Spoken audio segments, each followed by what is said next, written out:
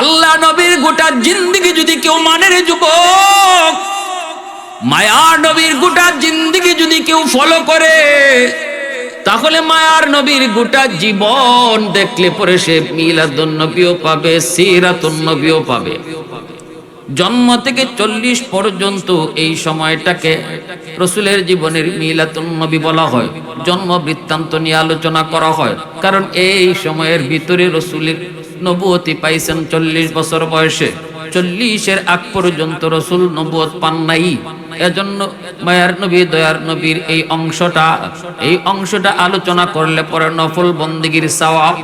কিন্তু 40-এর পর থেকে নিয়ে 63 বছর পর্যন্ত রাসূলের জীবনের এই অংশ নিয়ে যখন আলোচনা করবা, তখন তুমি কোরআন নাজিলের কথা পাইবা, তখন তুমি নামাজের কথা পাইবা, তখন তুমি হজের কথা পাইবা, তুমি হালাল হারামের বিধান পাইবা, সমাজ কেমনে চালাইবা, কেমনে তুমি চলবা, এই বিষয়গুলি তুমি পাইবা রাসূলের জীবনের 40 থেকে নিয়ে 63 বছর পর্যন্ত এই অংশে। অতএব ভাইয়েরা বন্ধুরা, রাসূলের জীবনের কোনো অংশই কোনো উম্মত বাদ দিতে পারে। অযথাই আমাদের মধ্যে বিভেদ, অযথাই আমাদের ভিতরে দ্বন্দ্ব। আল্লাহ নবী, রহমতের নবী, মায়ের নবী জন্ম যখন হয়, রহমতের নবী দুনিয়া আগমন যখন করেন, তখন ভাইরা বন্ধুরা মক্কা একটা প্রচলন ছিল রে। মক্কা শহরের সন্তানকে অন্য গ্রাম থেকে কিছু মহিলা এসে নিয়ে যাইতো, তারা দুধ খাওয়াইতো নির্ধারিত সময় পর্যন্ত, গ্রামের পরিবেশে বাচ্চারে বড় করত এবং টাকার বিনিময়ে তারা নিয়ে যাইত। আল্লাহ নবী দুনিয়াতে আগমন করলেন মক্কার জমিনে মা আমেনার গর্ভে। আল্লাহ রাসূল যখন দুনিয়া আসেন, ওই সময়ে মক্কায় যেই মহিলারা আসছিল বাচ্চা নেওয়ার জন্য, সেই মহিলাদের সাথে রাসূলের দুধ মা হালিমা সাদিয়াও ছিলেন। হালিমা সাদিয়া রাদিয়াল্লাহু তাআলা আনহার উট বড় দুর্বল, উটের শক্তি কম, বান্ধবীদের সাথে তিনি পাল্লা দিয়া উট চালাইতে পারেন না, পিছনে পিছনে তাকে আসতে হয়েছে, স্বামীও তার সাথে। হালিমা সাদিয়া স্বামীকে নিয়ে রওনা দিয়েছেন, কিন্তু কাফেলার সাথে আসতে পারেন নাই, কারণ তার উটটা ছিল দুর্বল। তারা আগে মক্কায় ঢুকলো বান্ধবীরা, একে একে বিভিন্ন জায়গা থেকে বড় লোকের বাচ্চাদেরকে টাকার বিনিময়ে তারা নিল। 2 বছর 2.5 বছর তারা দুধ খাওয়াবে, মাসের মাস বেতন এত লাগবে। কিন্তু মায়ার নবী, দয়ার নবীর কাছে যারা যাইতো তারা কেউ রাসূলকে আনতো না, কারণ যখনই জিগাইতো আমেনা গো তোমার বাচ্চা মুহাম্মদের বাবা আসেনি, রাসূলের মা যখন বলতেন না আমার মুহাম্মদের বাবা নাই, আমার মুহাম্মদ এতিম। এতিম শোনার কারণে কোন মহিলা আমার আপনার নবীকে নিতে চায় না, কারণ এতিম যদি হয় বকশিশ বেশি পাবে না, টাকা বেশি মিলবে না, বাপ নাই টাকা দিব কে? যার কারণে কোনো মহিলা রাসূলের দরজা পর্যন্ত গেল কিন্তু কেউ নিল না। বলুন তো আপনারা, যারা রাসূলকে এতিম জানার কারণে নিল না, এরা জিতছে না ঠকছে? আওয়াজ আসতে কেন, জোরে বলেন। আমার আপনার নবীকে এতিম জানার কারণে যে মহিলারা নেয় নাই, ওরা জিতে নাই, ওরা ঠকছে। পৃথিবীর কোন মানুষ তাদের নাম জানে না। আজকে বাংলাদেশের মুসলমান কেউ জিগাও এই মহিলাদের ভিতরে একজনের নাম কয় জানি না। আরবের মুসলমানরাও যদি জিগাও এই মহিলাদের ভিতরে একজনকে চিনুনি কয় চিনি না, জানি না। কিন্তু আমার মায়ার নবীকে এতিম জানার পরেও যেই মহিলা নিলেন নবীর দুধ মা হালিমা সাদিয়া, ওনার নাম কি যদি জিজ্ঞেস করা হয়, বাংলার মুসলমানও কইব হালিমা সাদিয়া, ঠিক না? জিতে গেলেন। এতিম জানার পরও হালিমা সাদিয়া মায়ার নবীকে নিলেন তো জিতে গেলেন। আমরা অনেক সময় যেটা মনে করি ঠক, বাস্তবে এটা জিত হইতে পারে, ঠিক না? নি যে মহিলারা নেয় নাই, এরা চিন্তা করছে বাহ্যিকটা, বাপ নাই এতিম, টাকা দিব কেটায়? দরকার নাই। হালিমা সাদিয়া তিনি ঢুকলেন, দরজার পাশে যে ডাক দিলেন, বাচ্চা আসেনি। নবীজির মা আমেনা তখন বলেন, আমার বাচ্চা আছে গো, কিন্তু আমার বাচ্চারে কেউ নিতে চায় না, তুমি নিবাইনি। আমার বাচ্চা মোহাম্মদ কিন্তু এতিম, জন্মের আগেই তার বাবা হারাইছে, আমার স্বামী কিন্তু নাই। এতিম জানার কারণে অনেক মহিলারাই নেই ফেরত চলে গেছে, তুমি নিবানি। হালিমা সাদিয়া রাদিয়াল্লাহু তাআলা আনহা বলেন, দরজা খুলো, এক নজর তোমার মানিকের চেহারাটা দেখাও। সুবহানাল্লাহ, জোরে কও, একটা নজর আমাকে চেহারাটা দেখাও। নবীজির মা যখন দরজা খুললেন, হালিমা সাদিয়া তিনি ভিতরে ঢুকলেন। ঢুকে মায়ার নবীর চেহারা দেখে তিনি আল্লাহু আকবার কয়ে চিৎকার দিয়ে উঠলেন, সুবহানাল্লাহ। কারণ আমার আপনার নবীর চেহারা পৃথিবীতে ওয়ান পিস। আল্লাহু আকবার, জোরে বলেন। পৃথিবীর শুরু থেকে নিয়ে শেষ পর্যন্ত দুনিয়াতে যত মানুষ আল্লাহ বানাইছে, বানাবে, সবার ভিতরে আমার আপনার নবীর চেহারা হলো ওয়ান পিস। একটাই শুধু এমন চেহারা আল্লাহ বানাইছে, আর বানায় নাই, বানাবেও না। সুবহানাল্লাহ বলেন। হালিমা সাদিয়া মায়ার নবীর চেহারা দেখেই আল্লাহু আকবার কয়ে চিৎকার দিয়ে উঠলেন, আর বলতেছেন, আমেনা গো, ও আমেনা, খোদার কসম, আমি তোমার মানিকের চেহারার মতো এত সুন্দর চেহারা আমি জীবনে কোনোদিন দেখি নাই। এই চেহারার মধ্যে এত জাদু কেন? এই চেহারার ভিতরে এত মায়া কেন? এই চেহারার ভিতরে এত জাদু, এত মায়া, এত মায়া। অতএব আমি চেহারা এত সুন্দর দেখি নাই। নবীজির মা আমেনা বলতেছেন, হালিমা, তুমি কেমন করে দেখবা? তুমি তো থাকো গ্রামে, আমি থাকি মক্কায়। খানা কাবা হলো আমার পাশে। পৃথিবীর বিভিন্ন দেশ থেকে দেশান্তর মক্কার জমিনে কত ফ্যামিলি চলে আসে, তাদের সাথে সন্তান থাকে, তাদের সাথে ফ্যামিলি থাকে। আমি ইউরোপের ফ্যামিলিও দেখেছি, তারা মক্কায় এসেছে। অস্ট্রেলিয়ার ফ্যামিলিও দেখেছি, মক্কায় এসেছে। পৃথিবীর পূর্ব থেকে পশ্চিম, উত্তর থেকে দক্ষিণ, এমন কোন জায়গা নাই যেই জায়গার মানুষগুলা তারা মক্কায় আসে না।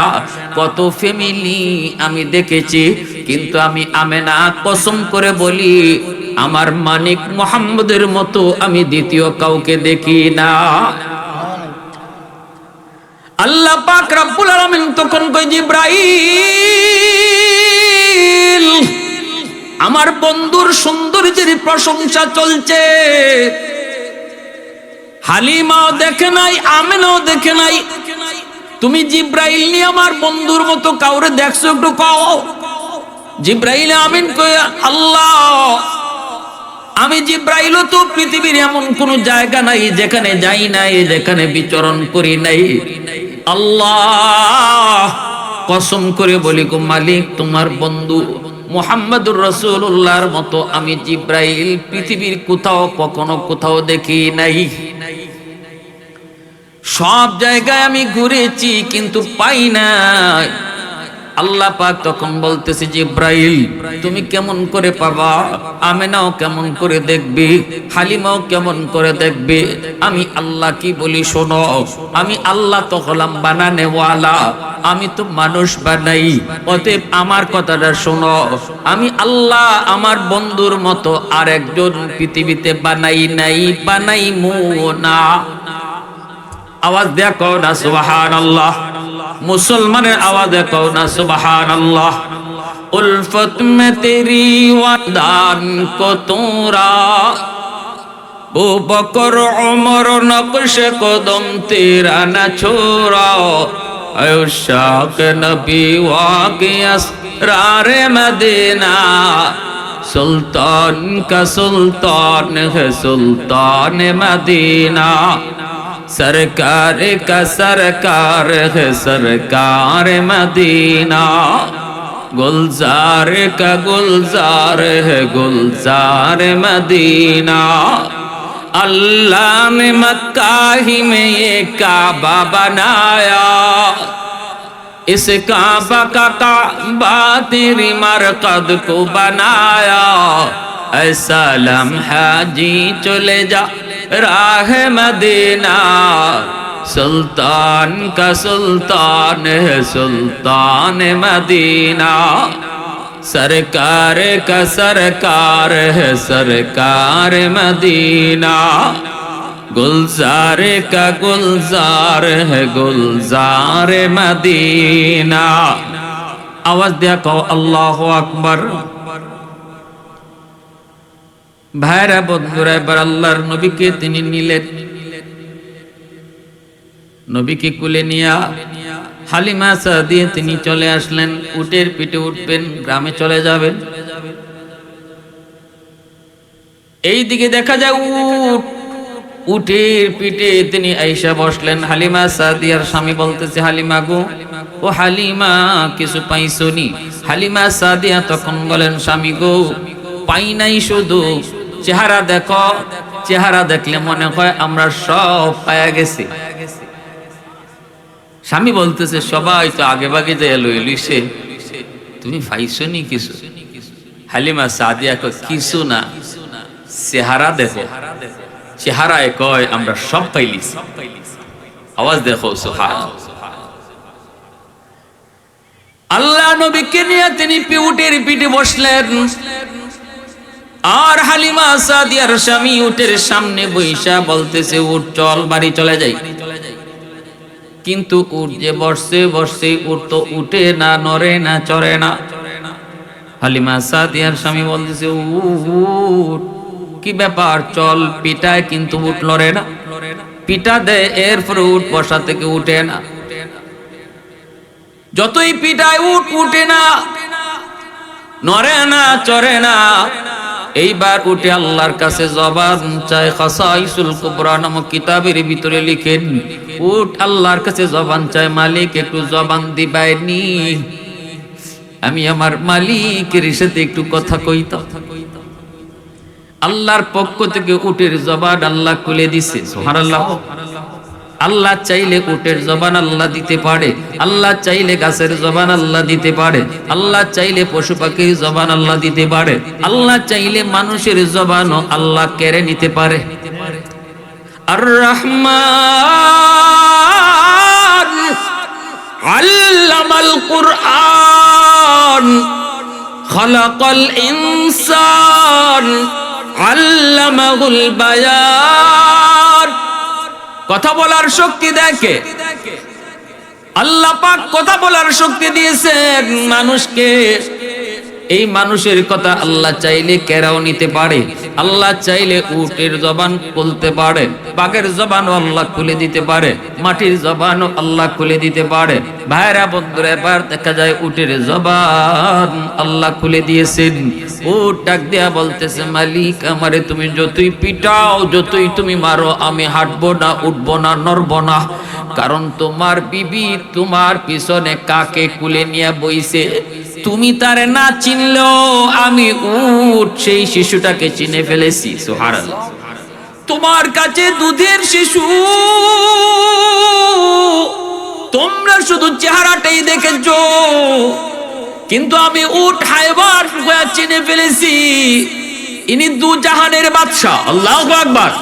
রাহমাতুল লিল আলামিন, সরওয়ারি কায়নাত নবী মুহাম্মদুর রাসূলুল্লাহ সাল্লাল্লাহু আলাইহি ওয়াসাল্লাম, যার উসিলায় গো মালিক तमाम কায়নাত আল্লাহ বানাইছে, যার উসিলায় আমি উটরে বানাইছে আল্লাহ এই নবীর উসিলায়, তোমারেও বানাইছে আল্লাহ এই নবীর উসিলায়, এই সূর্য আকাশ সাজাইছে আল্লাহ পাক তার বন্ধু হাবিবের উসিলায়।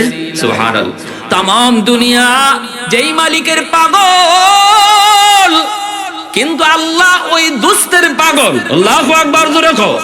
সবাই আল্লাহর পাগল, কিন্তু আল্লাহ কয় আমি শুধু একজনের পাগল, তিনি আমার বন্ধু হাবিব মুহাম্মদুর রাসূলুল্লাহ।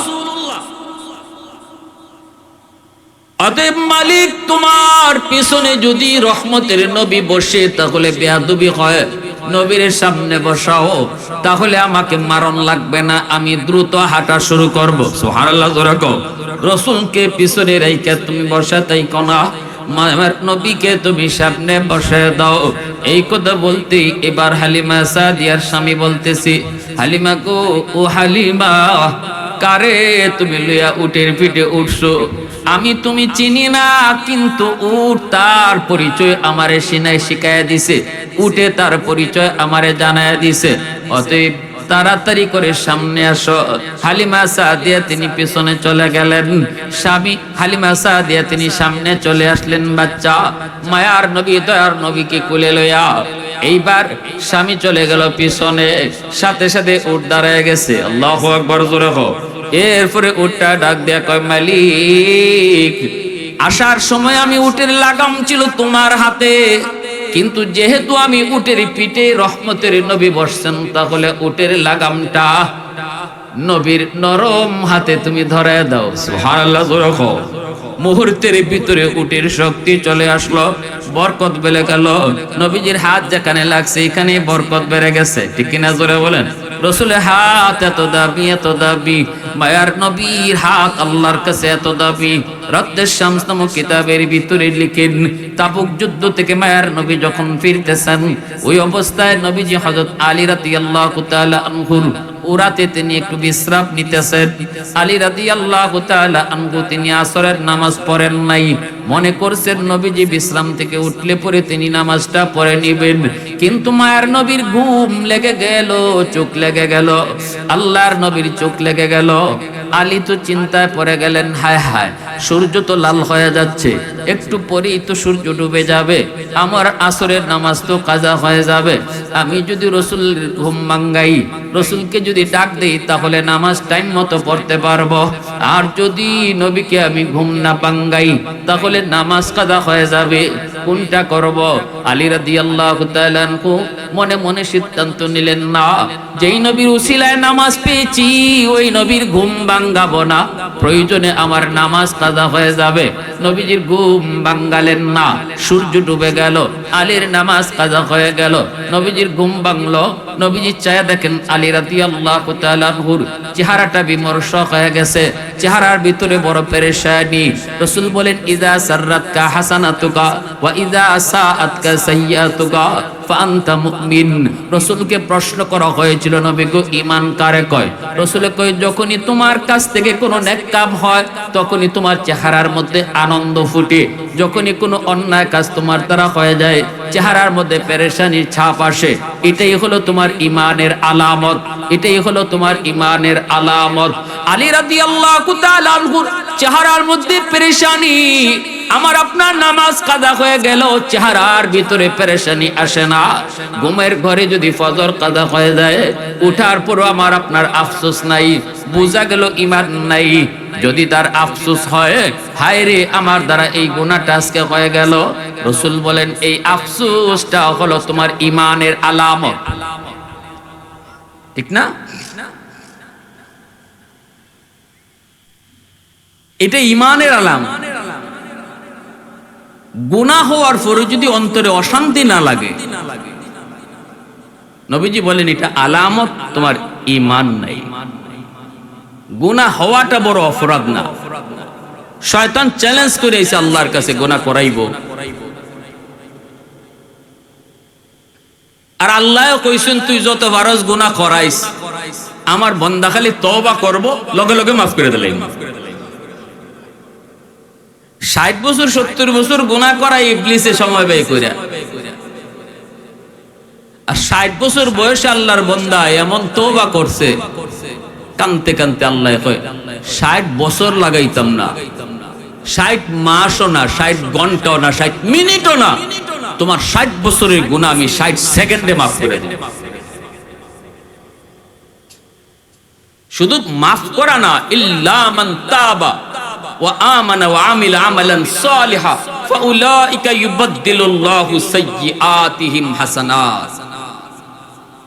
আল্লাহ বলে, শুধু গুনাহ মাফ নয়, আমার তওবাকারীর তওবা আমার কাছে এত ভালো লাগে, আমি তার গুনাহ মাফ কইরা গুনাহ পরিমাণ গুনারে নেকি বানায় দেলাই।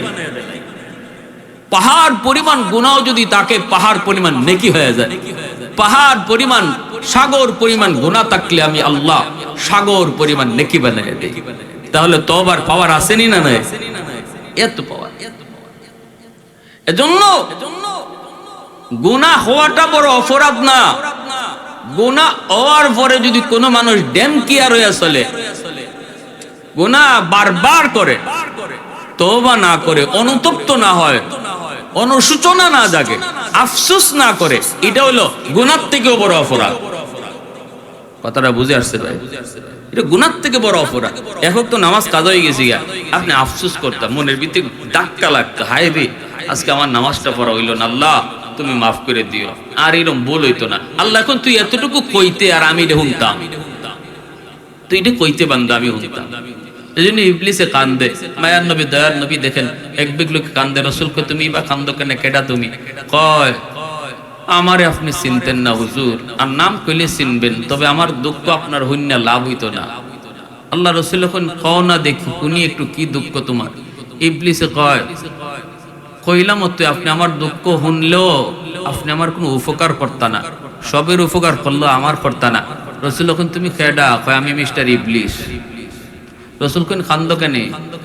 40 বছর তার পিছনে সময় লাগাইয়া আমি তারে জাহান্নামের রাস্তায় খালি তুলছি, হেনি ফারে কোন ওয়াজও গেছে, কার কথা শুনছে, আল্লাহ যা করলাম সব ভুল করলাম, আল্লাহ মাফ করে দিলাও। আল্লাহ আমার 40 বছরের সময় আর শ্রমটারে ডাস্টবিনে ফেলাইয়া 40 সেকেন্ডে তারা মাফ করে দিলাম। আমি ইবলিসের সময়ের কি দাম নাই? ইবলিসে কয় আমি যে এত সময় তার পিছে লাগাইলাম, এতদিন ব্যয় করলাম, আমার কি সময়ের দাম নাই? রসুল শুকরিয়া আদায় করেন। রসুল কোন তাইলে তো এটা আমার উম্মতের লাগি বড় খুশ খবর। ইবলিসে কয় এজন্যই তো আমি কইছি আপনি আমার উপকার করতেন না, আমার দুঃখ অন্য লাভ নাই। এজন্য বলতেছি যুবক ভালো করে শোনো, একবার দুইবার গুনাহ হই গেছি গা, ওই যাক, তওবা করে নাও। ওইসে যখন তেনে আরো করবো না, এই কামে যাইও না, এটা যাইও না, এটা আল্লাহ বড়, আল্লাহ খুব কষ্ট পায়। বান্দা তোর দ্বারা দুই একবার গুনাহ হই গেছি গা, ওইসে আন না, ধৈর্য ধর, থাম, কো আল্লাহ ভুল হয়ে গেছি গা, আল্লাহ আর করতাম না। এই বয়সে কত যুবক বন্ধু কবরে চলে গেল, কোন দিন আমার ডাক আসে কেউ জানে না, আল্লাহ আর গুনাহ করতাম না। আল্লাহ বান্দা তোর এই কথাটা হুনার লাগি আমি আল্লাহ বই দিছি, সুবহানাল্লাহ। আমি এটা শুনতাম, ইন্নাল্লাহা ইউহিব্বুত তাওয়াবিন ওয়া ইউহিব্বুল মুতাতাহহিরিন। দুই দল মানুষের ভালোবাসার কথা আল্লাহ বললেন, ঠিক মুতাতাহহিরিনের ভালোবাসার কথা পরে নিলেন, তাওয়াবিনের ভালোবাসার কথা আগে আনলেন।